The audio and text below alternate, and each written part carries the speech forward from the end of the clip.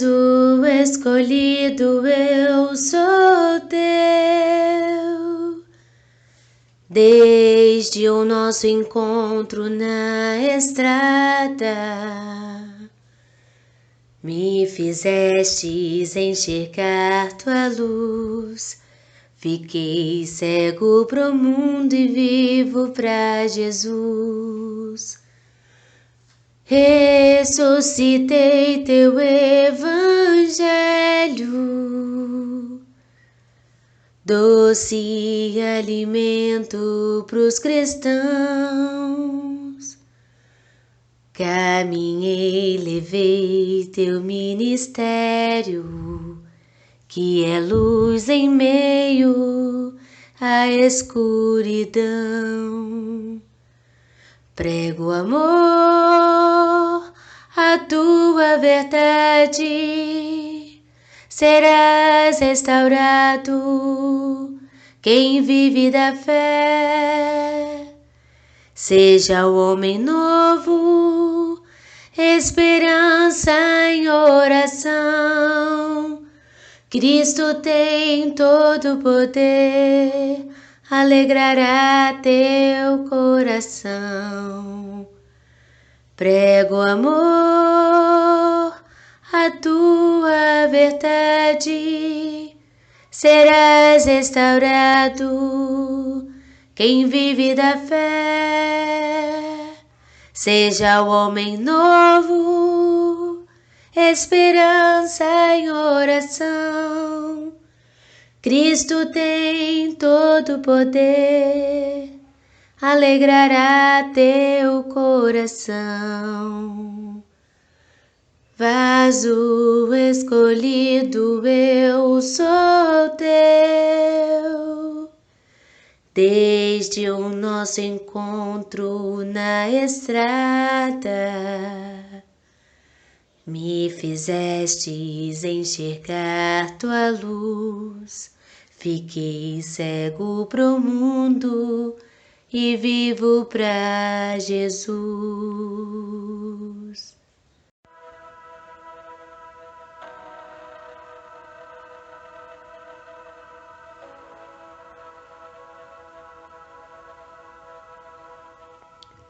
Mestre querido, boa noite.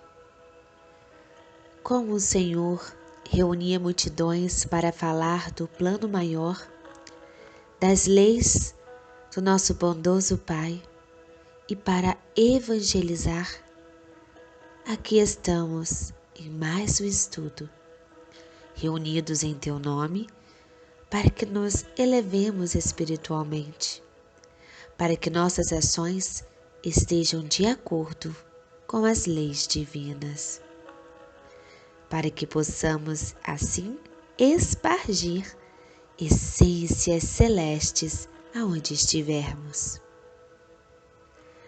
Que todo conhecimento e reflexão, hoje aqui estudado, possa ser absorvido por nós e atingir todos os lugares que necessitam da palavra esclarecedora dessa doutrina de amor e luz. Que tuas luzes cintilosas, nosso mensageiro da paz, sejam derramadas sobre a nossa irmã responsável a ministrar a palavra desta noite, se estendendo a nós, peregrinos eternos do ensino ceareiro. Que assim seja.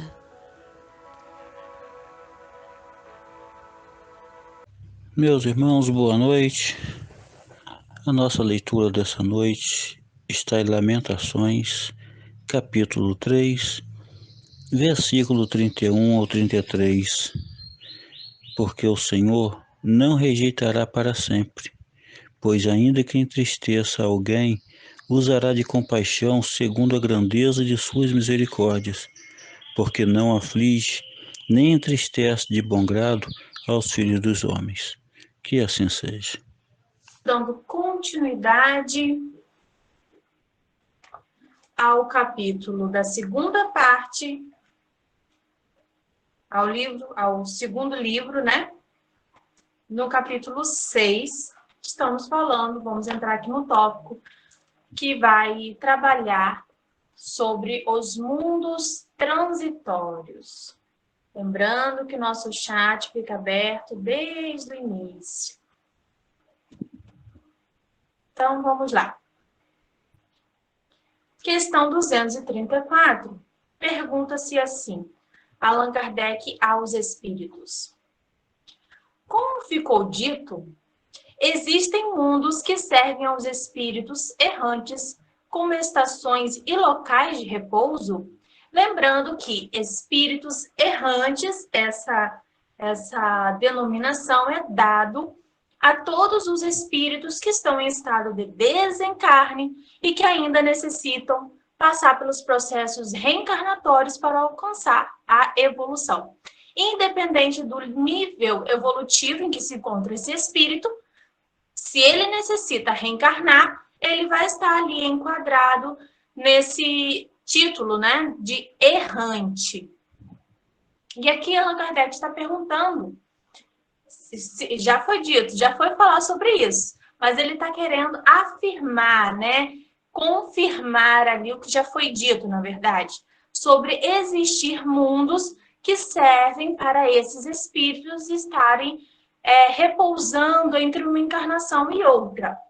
Sim, os espíritos respondem. Há mundos particularmente destinados aos seres errantes e nos quais podem habitar temporariamente espécies de acampamentos de campos para se repousar de uma muito longa erraticidade. Erraticidade é, então, o espaço espiritual, né, em que esses espíritos habitam. Estado sempre um pouco penoso. São posições intermediárias entre os outros mundos, graduados de acordo com a natureza dos espíritos, que podem alcançá-los e nele gozam de um bem-estar maior ou menor. Então, aqui, está perguntando, Allan Kardec, na verdade, está querendo saber onde os espíritos desencarnados, que ainda necessitam passar pelos processos reencarnatórios, eles ficam. O que é feito? A gente está querendo entender aqui o que é feito, o que se faz, né? Um espírito desencarnado. E como já havia sido dito, eles são direcionados para esses mundos transitórios, né? Para estarem se refazendo. Como a gente já estudou no outro capítulo, falando ali que os espíritos errantes, eles também aprendem durante esse período em que estão em fase de desencarne. E esses mundos aqui transitórios nada mais são do que as colônias espirituais. O termo colônia é um termo recente.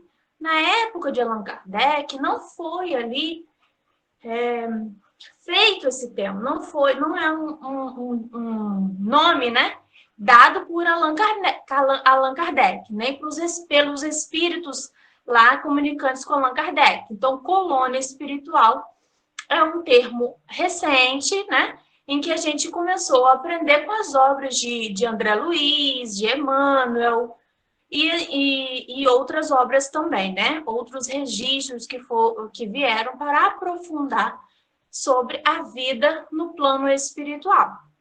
Então, esses mundos transitórios são locais, né, que tem ali, sim, uma região geográfica, vamos falar dessa forma, em que os espíritos lá ficam entre os processos reencarnatórios de mundos graduados aqui, que está se referindo aos mundos que recebem vida corpórea, né? Que recebe ali os processos de reencarnação. Então, como a Terra é.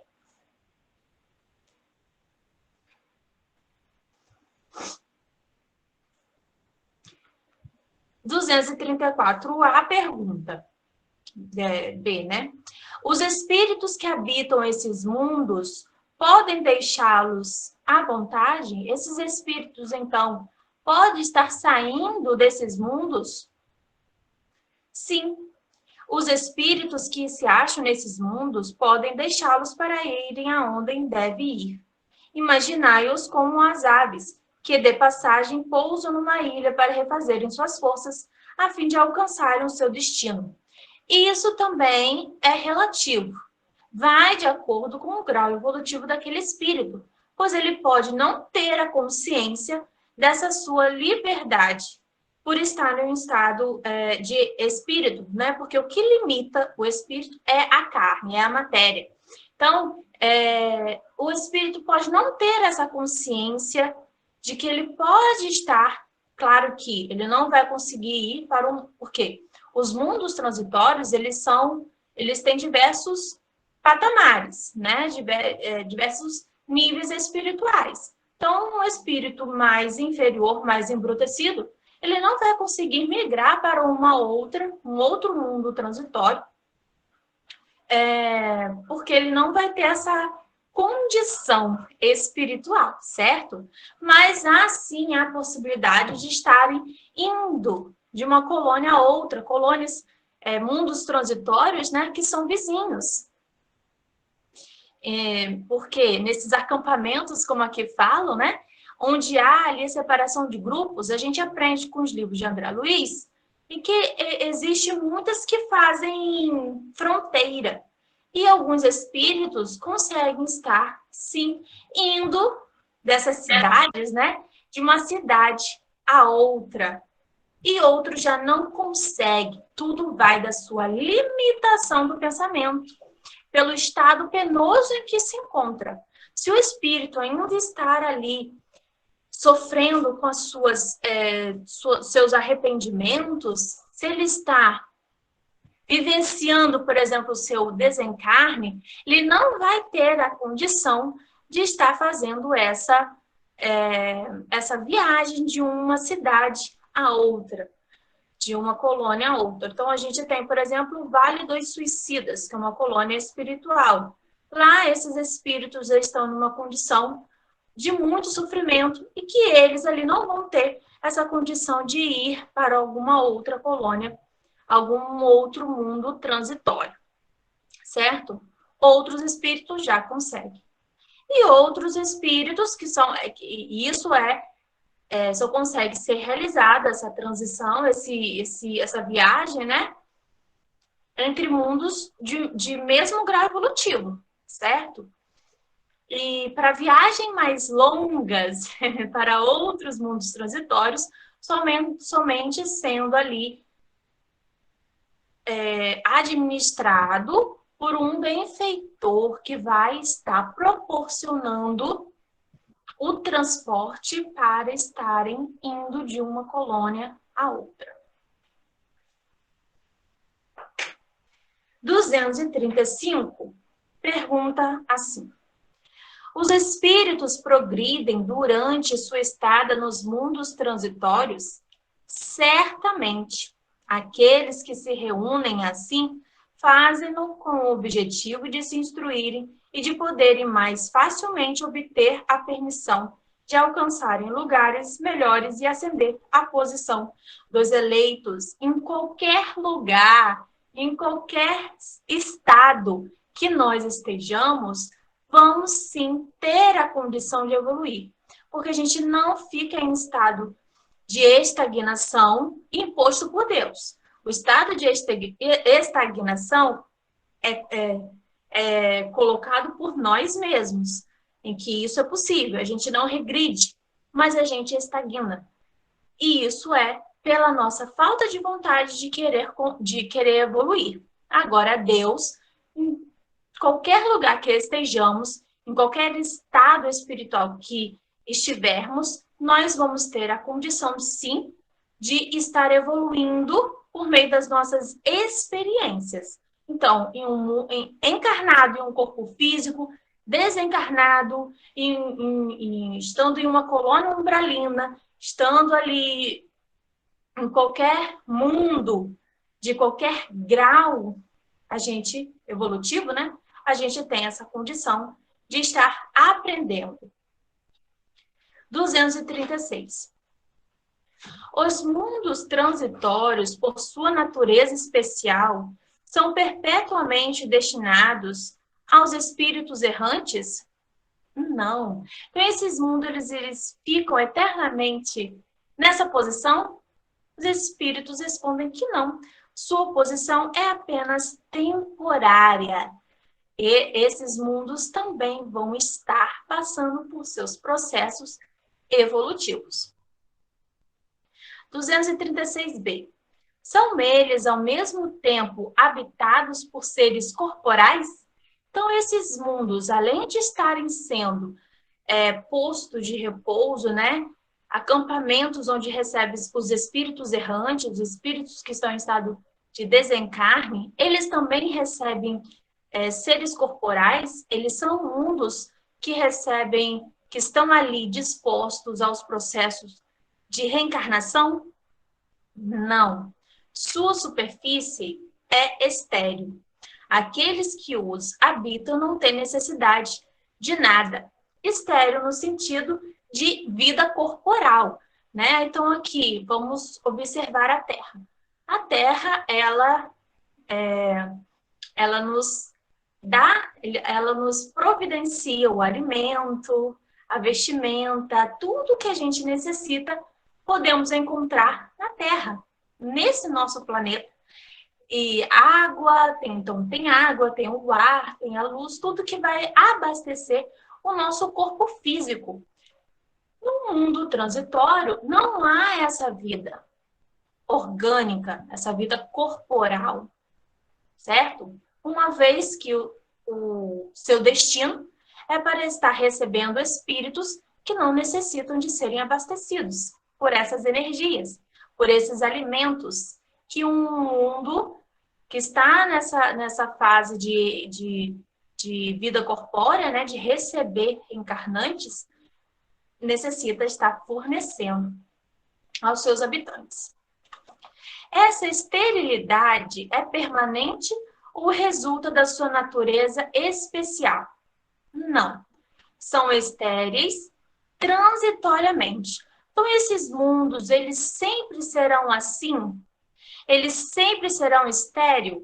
Eles nunca estarão na condição de, como fala aqui, né? Serem habitados por seres corporais, de terem ali a capacidade de fornecer alimento, uma vida orgânica. Então, aqui fala que não, que até mesmo, assim como eles vão sair, como falou na questão 200 deixa eu ver. Na questão 236, né? Fala aqui que a sua posição é apenas temporária. Se a sua posição é temporária, as suas características também vão ser temporárias, também vão mudar, vão ser aperfeiçoadas. Está ali em um processo de primitividade, está ali em um processo de formação. O seu destino vai sendo modificado de acordo com as suas fases no seu próprio processo evolutivo. Assim como sabemos, por exemplo, pegando o exemplo da Terra, que a Terra está em um processo de transição, e o que é esse processo de transição planetária? Ela está saindo de um grau evolutivo passando para outro. Então, de um planeta de provas e expiações, ela estará evoluindo para um mundo de regeneração. E a sua condição física, além do seu estado no grau evolutivo, a sua condição física também vai estar mudando. A vida que ela vai comportar, quando chegar ao patamar de um mundo de regeneração, vai mudar, vai ser mais sutil. Hoje a Terra é um mundo ainda muito embrutecido, onde necessita ali por exemplo, a fase da infância é muito longa. O abastecimento alimentício, né, é ainda muito rude. Então, nós, seres humanos, aqui, nós, espíritos encarnados nesse mundo, necessitamos estar consumindo, por exemplo, animais. E isso é uma fase, isso é um estado, né? Consumir animais ali, o nosso corpo necessitar da carne vermelha, por exemplo, e outras carnes, é um estado ali ainda de um grau inferior, né? De inferioridade, certo? E nós já vimos, a gente pode observar que no decorrer das eras, de toda a existência da Terra, a nossa alimentação foi mudando.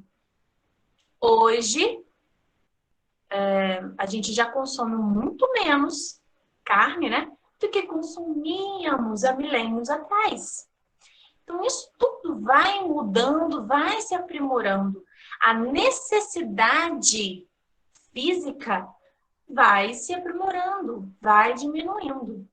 Em um mundo de regeneração, já não há mais esse tipo de alimentação, de consumir, né, seres vivos, de consumir ali animais.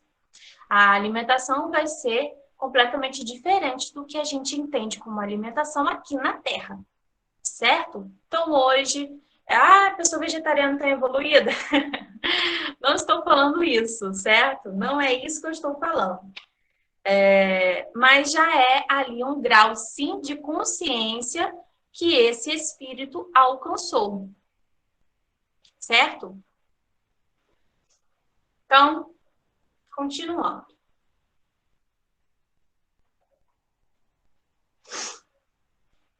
Só um minutinho. O notebook aqui, ele reiniciou.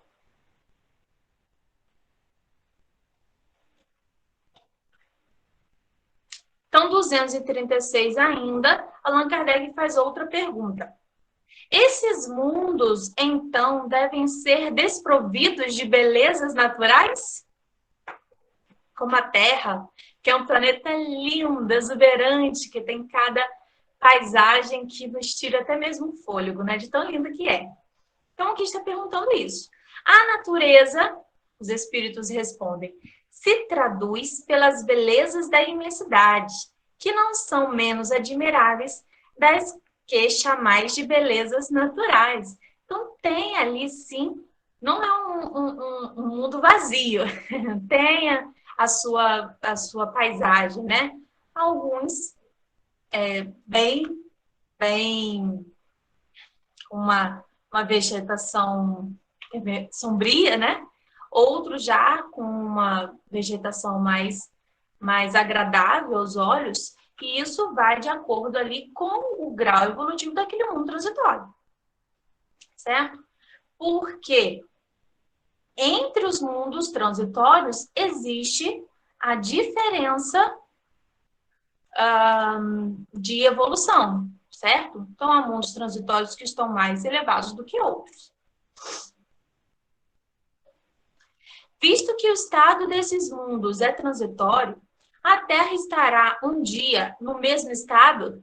E aí a nossa surpresa, né? Já responde, já esteve, a Terra já foi um mundo transitório, que recebeu ali, né? Foi um posto de repouso para os espíritos errantes, destinados a encarnar em outros mundos já, em um estado propício para receber a vida corpórea. Em que época? Allan Kardec pergunta.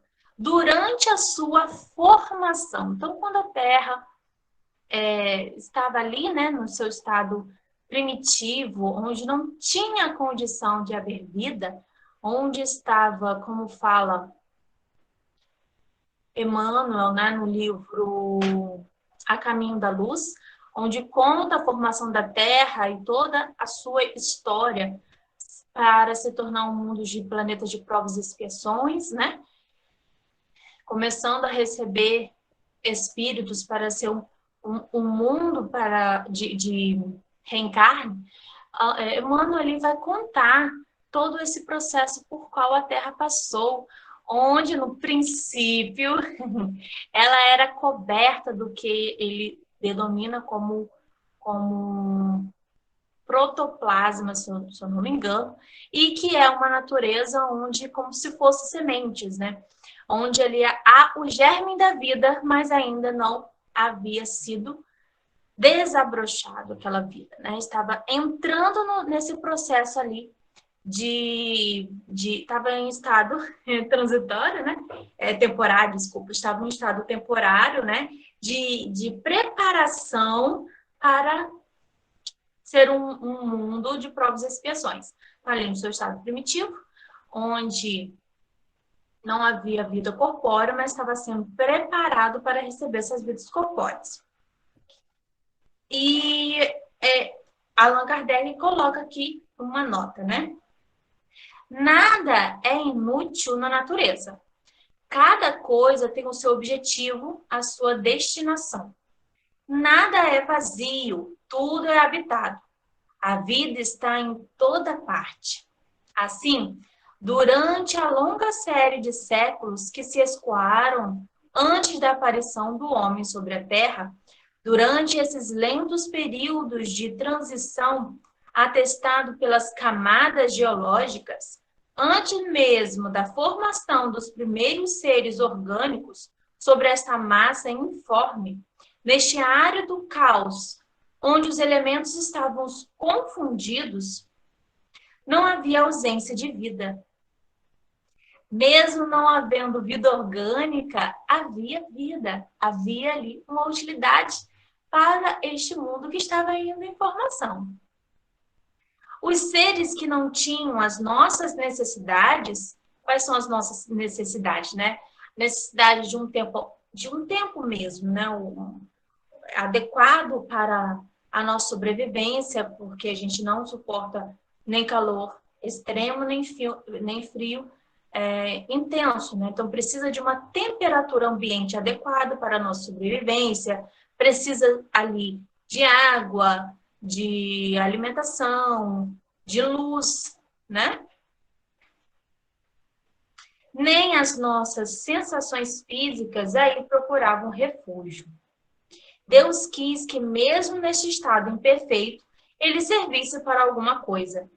Quem então ousaria dizer que entre esses bilhões de mundos que circulam na imensidade, um dos menores, perdido na multidão, tivesse o privilégio exclusivo de ser povoado?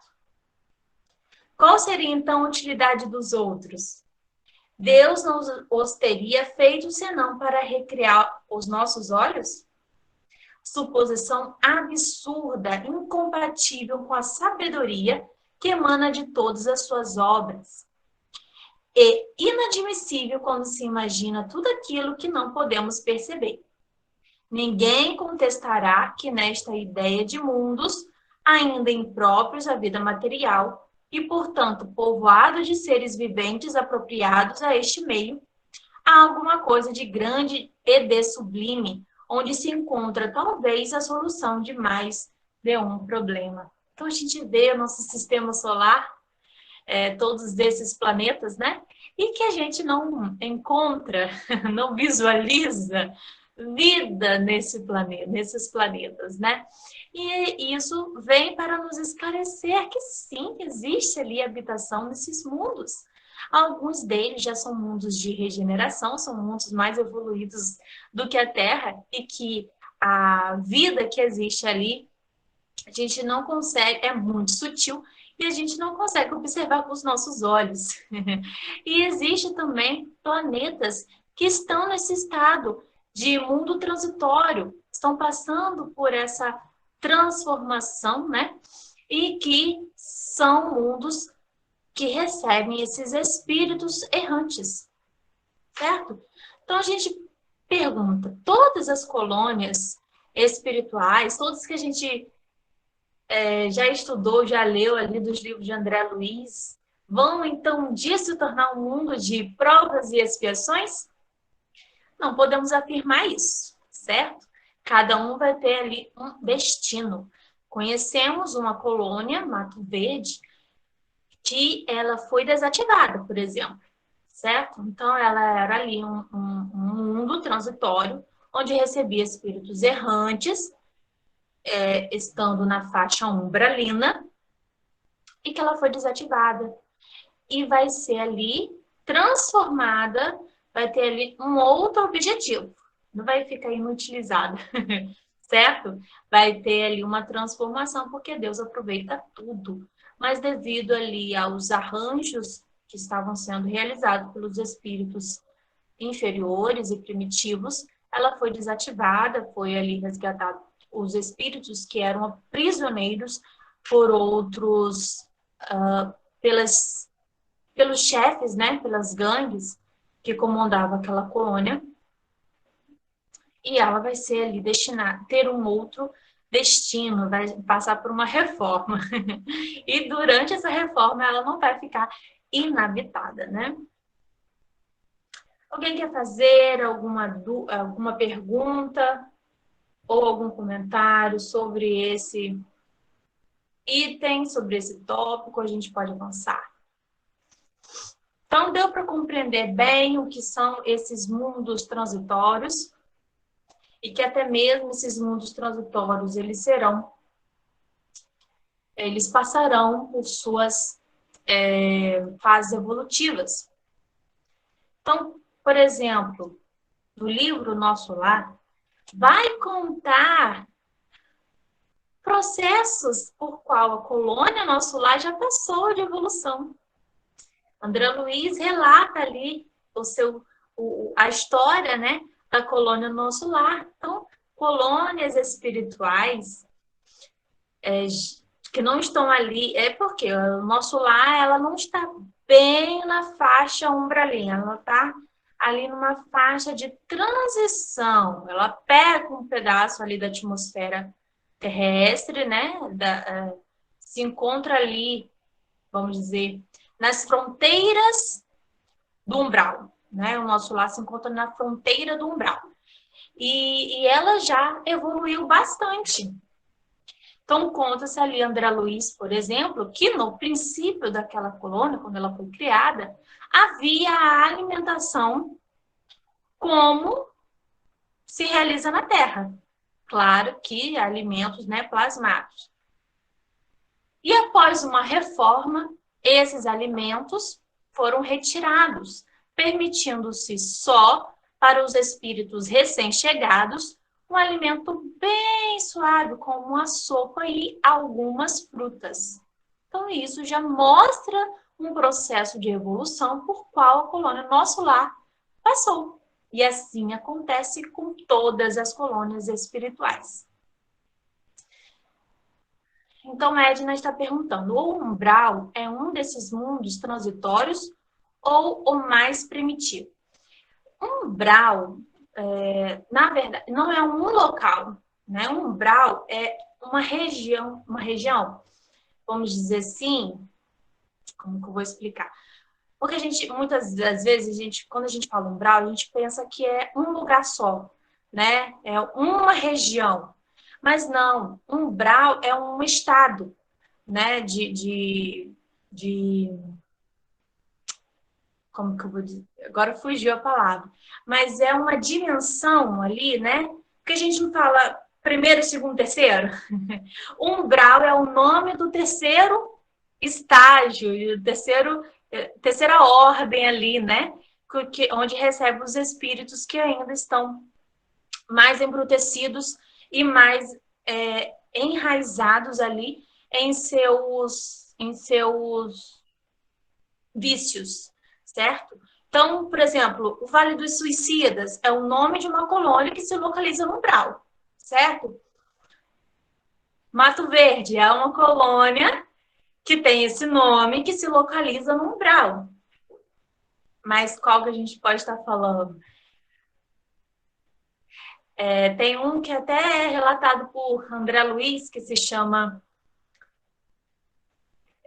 Colônia Estranha.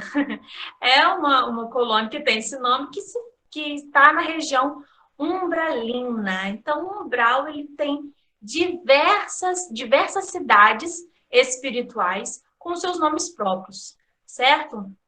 Eu vou para o umbral. Qual umbral que eu vou?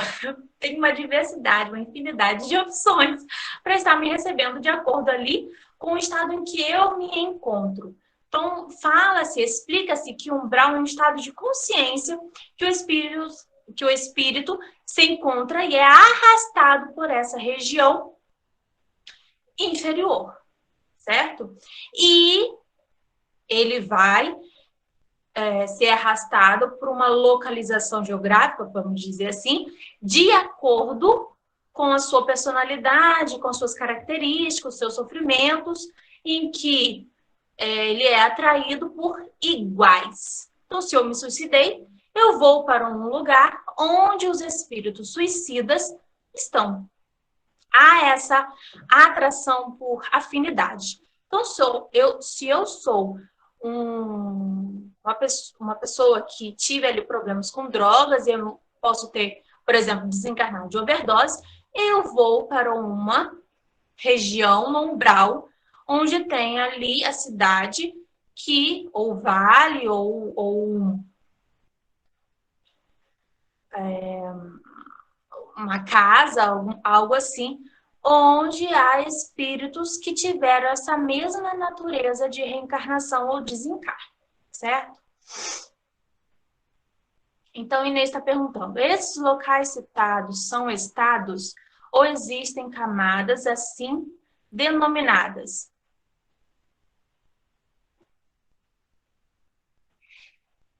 Estados, você está falando do estado... Inês, eu sinceramente não entendi muito bem. Às vezes eu tô com... não interpretei bem. Essas camadas assim denominadas, como assim? Você está se referindo a estados evolutivos diferentes? Sim, se for isso, sim. Então, no umbral, no estado, né, do umbral, essa dimensão, a dimensão do umbral, né? É porque é difícil explicar, porque não há uma referência do nosso vocabulário para estar utilizando, né, como comparativo. Então, por exemplo, vamos dizer assim, o Brasil é um país, certo? E de um país de terceira ordem, em que cada estado tem um progresso diferente. O Rio de Janeiro ele já está mais avançado que um outro estado, e assim por diante, né? Os estados da região sul são mais avançados em questão de educação, de organização política, a sociedade, né?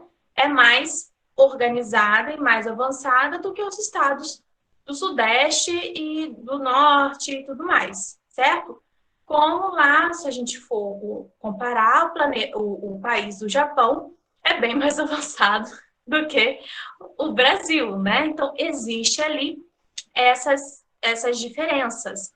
Então, existem as diferenças entre as regiões, em que a gente separa por 3 regiões, onde há ali a terceira ordem, né? Que é onde permanece o umbral, depois existe a região intermediária e depois existe a região mais elevada, região intermediária da segunda ordem e região mais elevada da primeira ordem. E ali, dentro dessas 3 ordens, existe ali a diferença também dos patamares evolutivos dos próprios espíritos e das próprias regiões. Certo? Acho que agora deu para entender melhor, né? Deixa eu subir aqui. Peraí. Deu para entender, Inês? Eu entendi a sua pergunta, na verdade? Então, a Tia Alcinete está falando, casa transitória da irmã Zenóbia fica no umbral, exatamente. É um posto ali, né? Vamos dizer que é um posto de socorro, porque é uma casa comandada pelos espíritos benfeitores que conseguem resgatar espíritos que estão nesse estado umbralino para estar fazendo ali um tratamento e conseguirem serem levados para colônias mais elevadas, certo? Cotinha perguntou, mas todos os espíritos passam pelo umbral primeiro? É muito difícil se a gente for falar de toda a minha vida espiritual, com certeza todos nós já passamos pelo umbral, certo? Se formos comparar pela minha vida espiritual, os estados, né, transitórios ali de cada reencarnação, cada estado errante que a gente já passou, com certeza já fomos parar no umbral. Agora, existem espíritos que, por exemplo, se eu desencarnar agora, eu posso ter a sorte de não passar por uma região umbralina. Eu posso ser já levado para uma colônia espiritual. Então, por exemplo, Violetas na Janela conta a história de Patrícia. Patrícia foi uma jovem que desencarnou aos 17 anos devido a um rompimento, né? Um aneurisma, e ela foi levada para uma colônia e ela não passou ali. E essa colônia não se localiza no umbral. Ela já está, ela não é uma colônia, vamos dizer, ela está ali na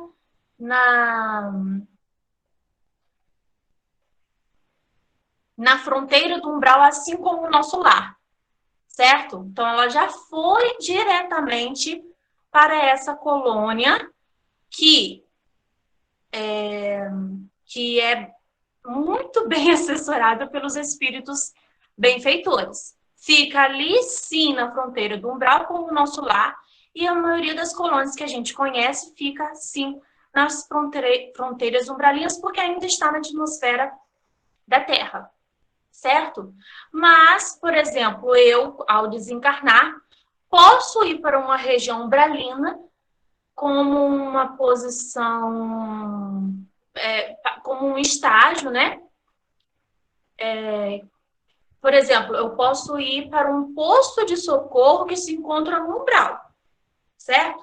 Então, vai ser uma passagem com uma experiência bem diferente do que eu ir para uma cidade aberta ali, né? Na região do umbral. No livro... Peraí. No livro Obreiros da Vida Eterna, onde André Luiz vai estar contando processos de desencarne, vai contar a história de Dimas. José me corrige se é Dimas ou é Simas. O que aconteceu com ele? Ele era um trabalhador espírita, mas que ele não teve um cuidado com o seu corpo físico. E isso acabou adiantando até mesmo o seu processo de desencarne. Ele era um trabalhador, né? Trabalhador para sustentar sua família, que eu quero dizer, né? Então ele trabalhava muito, se esforçava muito para manter a sua casa, e ele era também um trabalhador espírita.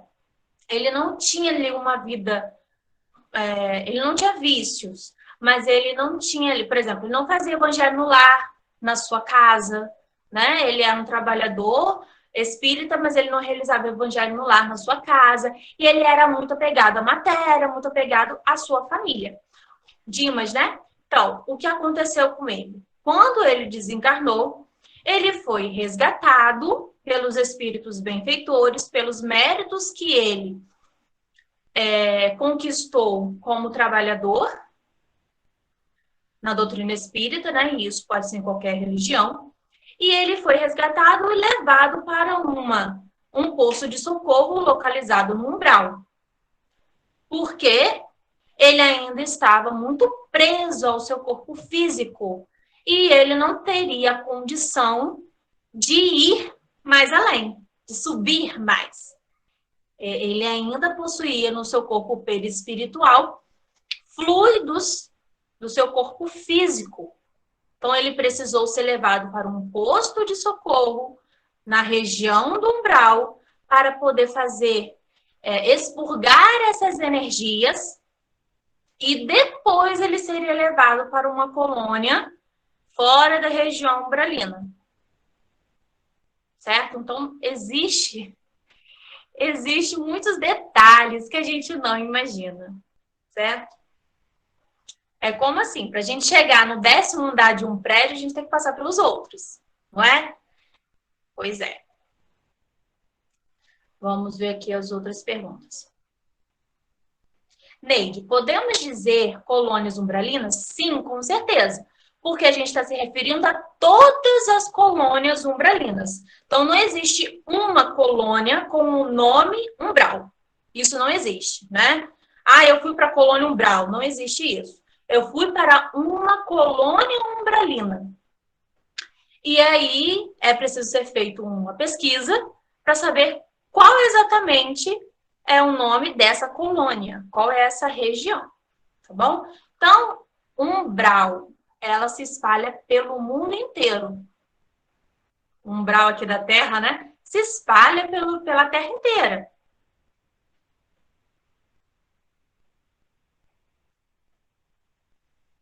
Inês, estados de sentimento. Tá, então deixa eu voltar aqui na sua pergunta, Inês.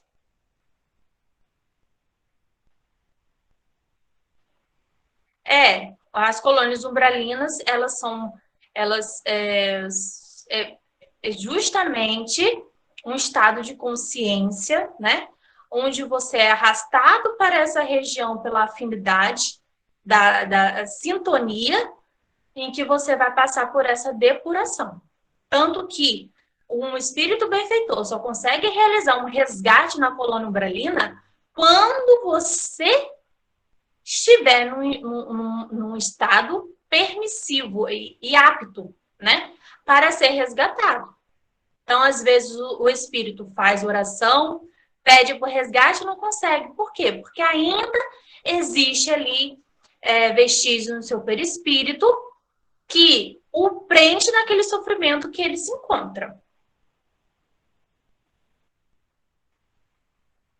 Neide, que mais se assemelham ao estado que o espírito se encontra? Vai para determinada colônia umbralina?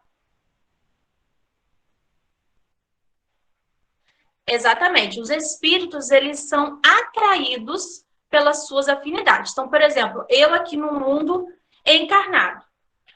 Os espíritos que vão estar me acompanhando são aqueles espíritos que têm os mesmos hábitos que eu. Por isso que a gente tem trabalhado bastante os nossos hábitos, né? Do comportamento do dia a dia, quanto dos nossos sentimentos. Porque isso vai fazer com que eu me encontre uma determinada vibração que vai ser emitida e atraída por espíritos afins.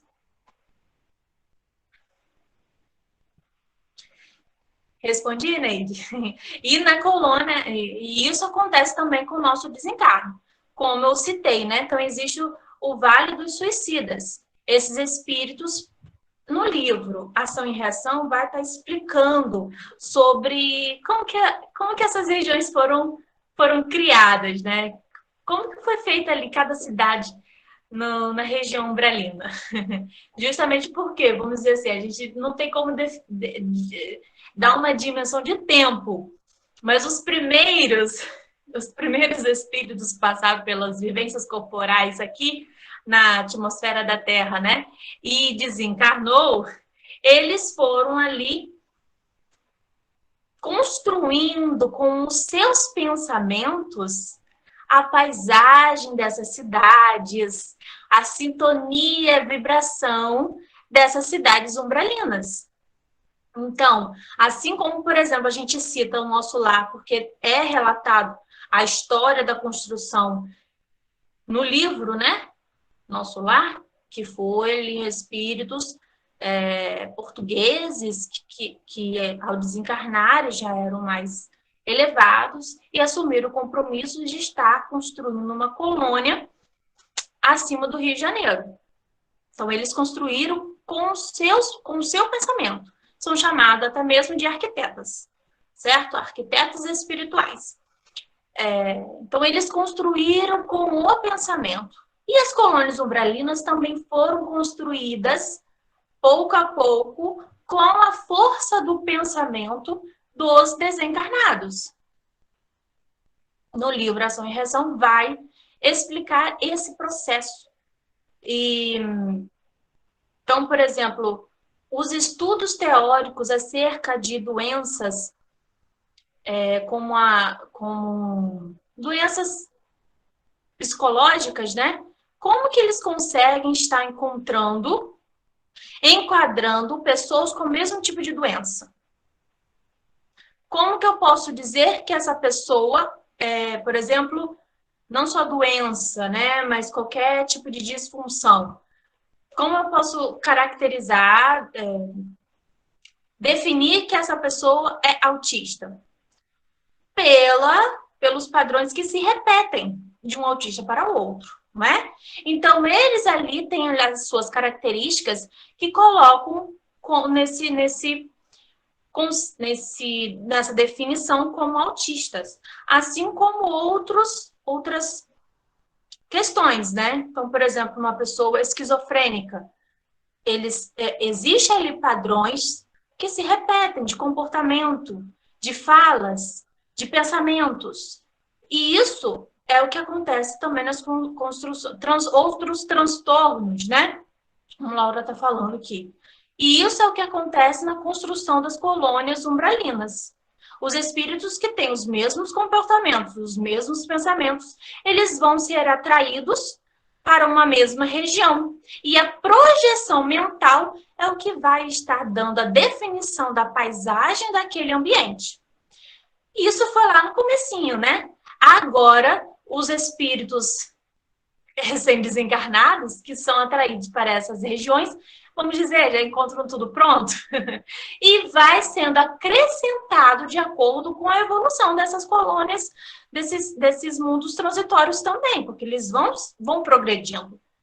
Porque a gente progride, então os mundos progridem em conjunto.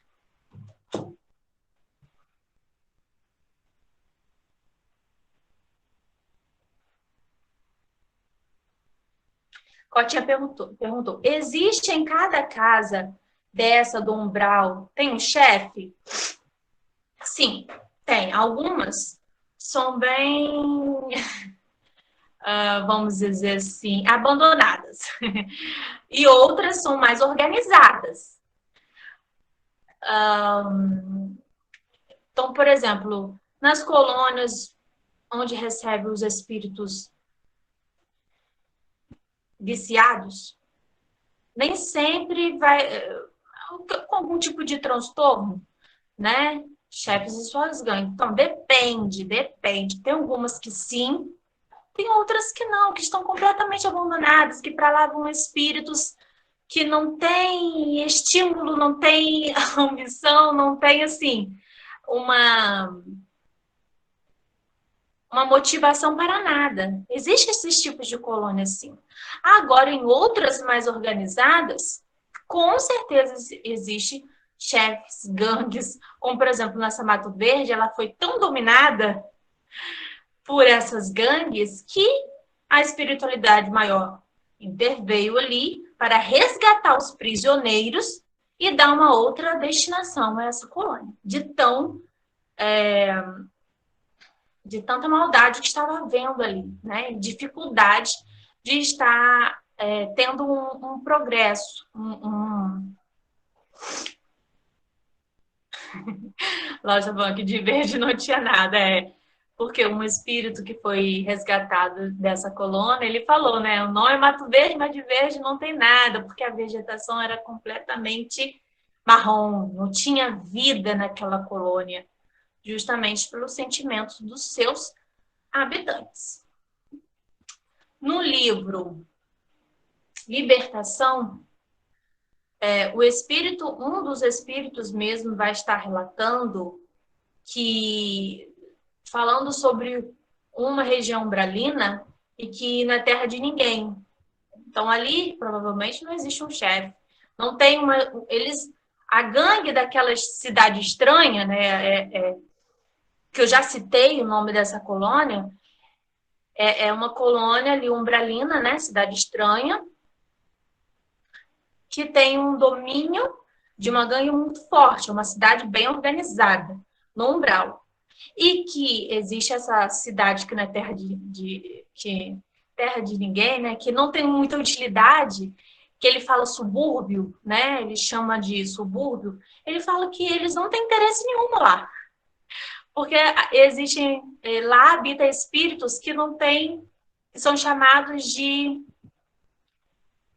eremitas, se eu não me engano, ou espíritos, não é eremita, mas são espíritos que não ficam em um lugar, né? Agora me fugiu o termo. Quem já leu esse livro? Lembra dessa parte? Coloca aí para mim, para me ajudar. Então, existe esses lugares que as gangues não veem utilidade, não tem aproveitamento, certo? Nômades, né? Não é, também não é esse o nome, mas serve como explicação.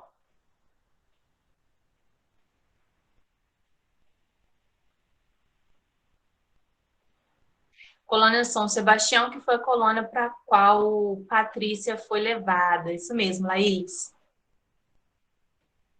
Isso mesmo, Edna. Colônias umbralinas são várias colônias, são várias cidades. E existe ali tamanhos diferentes. Então, umas são tidas como cidades, outras tidas como pequenas cidades, grandes cidades, subúrbios, vales. Existem diversas definições. Ana Laura está falando. Vivendo no Mundo dos Espíritos, que é o segundo livro escrito pela irmã Patrícia, né? Fala bastante desse assunto, conta detalhes de expedições em que eles iam lá nessas regiões umbralinas para estar realizando resgates e também, por exemplo, no caso de Patrícia, aprender, né? Sobre essas regiões umbralinas. Então, o Tio Neto está falando que as construções são feitas de energias. É pela força do pensamento, justamente.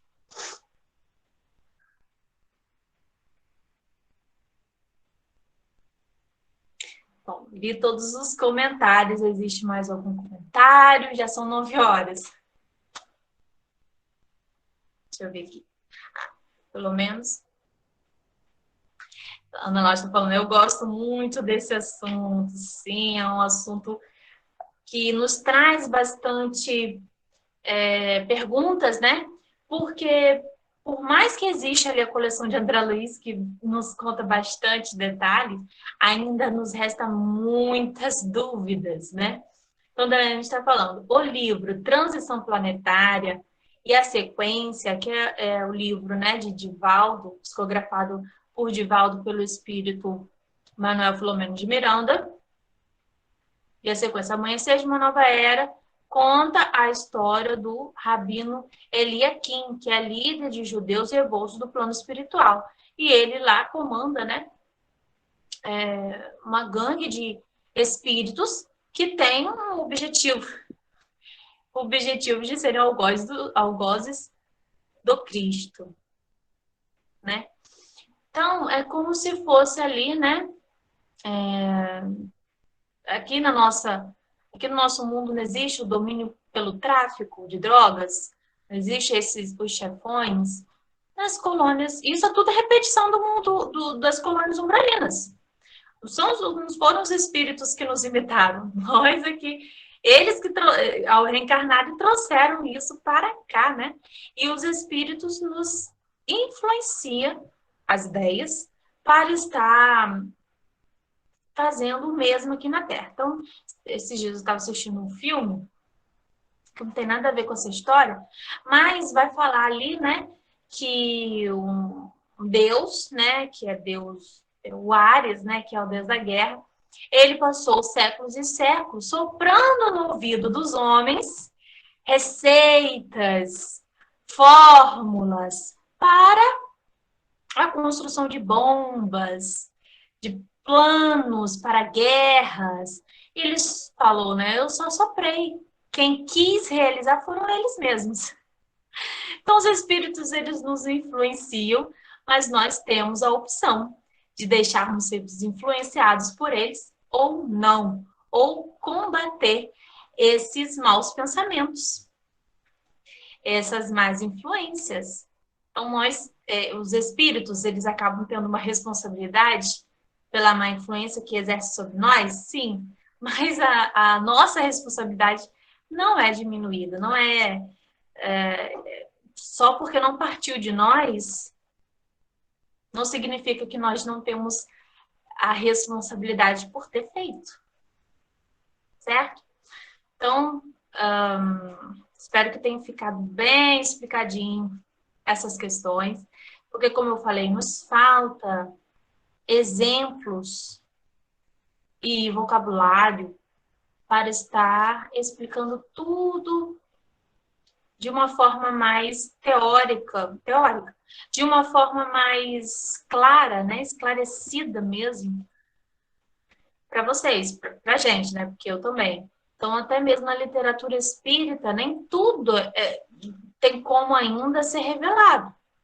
Apesar, como eu falei, a gente já tem a coleção de André Luiz, que é maravilhosa e rica em detalhes acerca da vida espiritual, ainda há muito a ser descoberto por nós.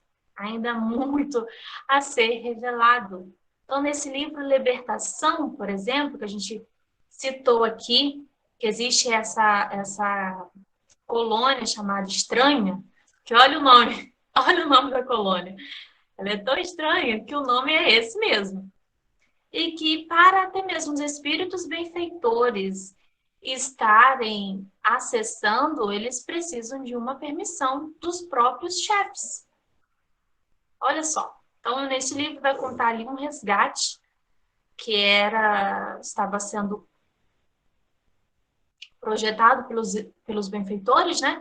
Um resgate de uma moça encarnada. E para realizar esse resgate, essa libertação dela, né, dos processos obsessivos, eles precisavam entrar em sua casa. Só que a sua casa, física mesmo, ela estava sendo vigiada por espíritos, pelos seus algozes. E esses espíritos algozes, né, inclusive o que estava orquestrando toda a obsessão, que era o verdadeiro algoz dela, ele era o chefe dessa colônia estranha. E o que foi feito para conseguir acessar a jovem, para conseguir entrar em sua casa, para que ela fosse resgatada? O espírito benfeitor, ali acompanhado de André Luiz e um outro irmão, eles fizeram uma viagem a essa colônia estranha e solicitaram uma audiência com o chefe. E esse chefe é justamente o que estava, que era o obsessor, né, da moça. Só que ele, como era um chefão, ele nem ia lá. Ele enviava os seus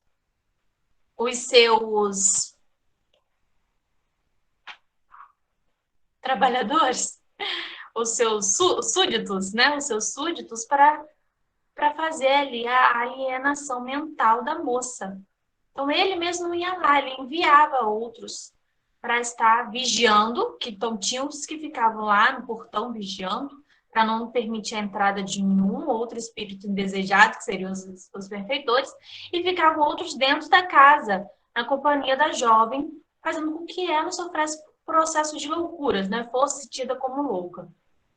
Então, eles foram lá, solicitaram uma audiência e conseguiram, para a gente ver como que acontece os processos, né? Conseguiram ali a permissão, eles não revelaram ali a missão deles, é claro, e eles conseguiram a permissão para entrar na casa da jovem. E a partir disso que foi feito o processo de libertação. Então, muitos já passaram na nossa casa espírita com processos obsessivos assim, muito profundos, né? Que foram solicitar a ajuda do mentor. E o mentor, teve até um caso que eu me lembro bem, que um irmão, ele acabou fazendo ali um pacto com uma seita. E ele estava ali sofrendo processos obsessivos, né? Vendo coisas e tudo mais. E ele foi lá no nosso grupo. E o mentor falou assim, eu vou atrás da sua ficha kármica. Então, a ficha kármica dele estava sob a posse de um espírito chefão desse aí. Então, o mentor foi até lá para poder resgatar a sua ficha kármica, ou seja, tirá-lo da posse desse espírito, para poder promover ali, né, contornar essa autorização, essa libertação, né? E foi, Léo, né, está colocando a respeito desse caso, né? Esse que estava com a ficha kármica desse irmão, autorizou por escrito, olha só. Passando a guarda para o mentor. Então, por isso que nós temos que ter bastante cuidado e respeito com todos os lugares aonde a gente vai, com todos os pedidos que a gente faz, como o mentor já orientou, né? Que todos os seus filhos da casa mentais, para fazer uma viagem longa, assim, para um outro estado, um outro país, é preciso pedir permissão lá no grupo. Por quê? Nós, como trabalhadores, somos vigiados pelos algozes do Cristo. E para nos assessorar nessas viagens, o mentor vai à frente antes. Preparar a nossa viagem, pedindo lá permissão aos guardiões dessas regiões que nós vamos. Todo lugar que a gente for fazer algum trabalho, temos que estar tendo ali essa liberação. Por exemplo, o trabalho de evangelho no lar que é feito na casa de determinados irmãos, eu não posso, eu vou lá fazer um evangelho na sua casa, vou fazer uma limpeza lá na sua casa. Não é assim. É preciso autorização espiritual. E como que é feito o trabalho na espiritualidade? O mentor, juntamente com seus trabalhadores, por exemplo, irmão Virgílio, irmã Ismália, eles vão à frente nessa casa desse encarnado, conversar com os espíritos desencarnados que lá estão para poder acessar. Como eu já falei, o caso da irmã que foi lá toda boa intencionada, pacificada, um passe em uma irmã, e ela ficou mais mal, passando mais mal do que do que a sua amiga. Porque o espírito que estava ali atacou a ela. Então, nós não temos essa força moral, vamos dizer, para ir realizar um trabalho sozinhos. Temos que estar sendo assessorados pelos espíritos benfeitores. Então, tudo, assim como os espíritos respeitam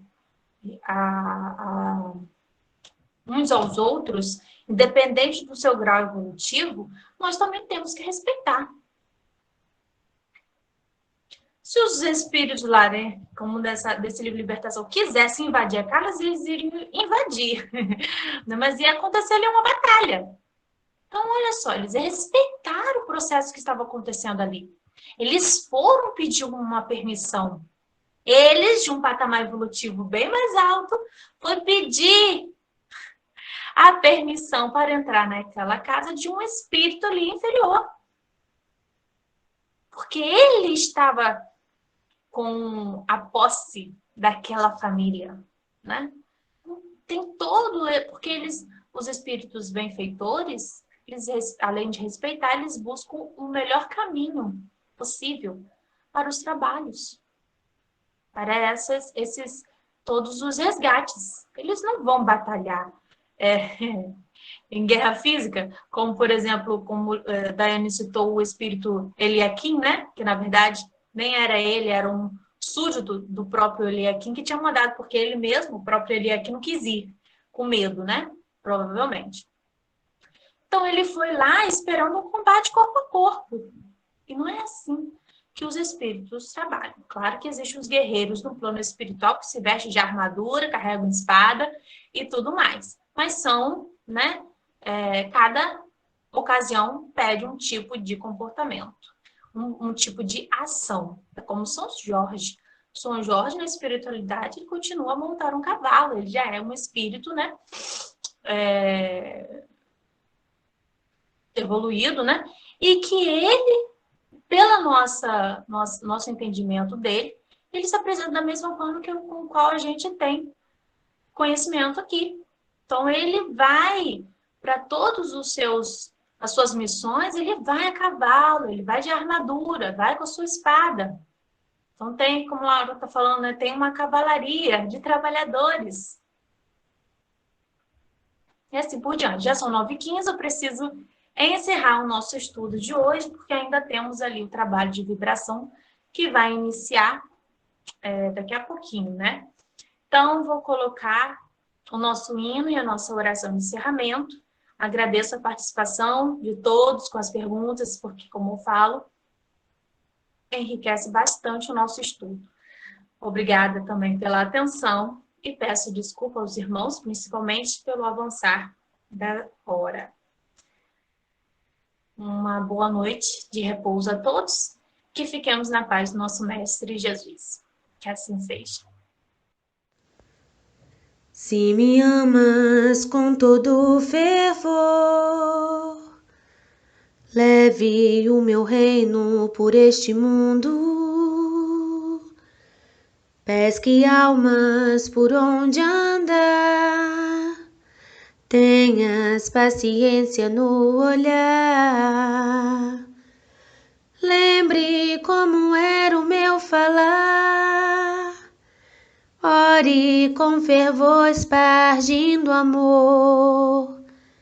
Segue seu caminho, soldado valente, erga meu evangelho verdadeiramente. Pedro, tu és a rocha que eu preciso, na escuridão serás um novo abrigo. Quem me escutar, como o teu falar, verás a vida se renovar. Pedro, liberta os corações dos aflitos, constrói pontes seguras em abismos. Leve cada irmão provar do meu pão, em minha presença prosperarão. Pedro, tu és a rocha que eu preciso, na escuridão serás um novo abrigo. Quem me escutar, com o teu falar, verás a vida se renovar. Pedro, liberta os corações dos aflitos, constrói pontes seguras em abismos. Leve cada irmão provar do meu pão, em minha presença prosperarão.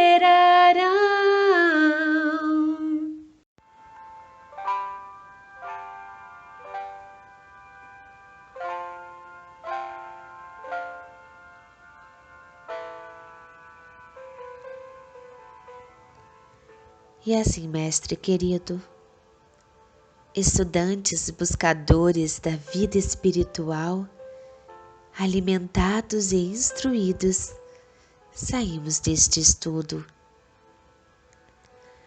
As obras iluminativas clareiam nossa visão e inteligência, nos mostrando o bem proceder, como funciona o plano espiritual e o nosso mundo material.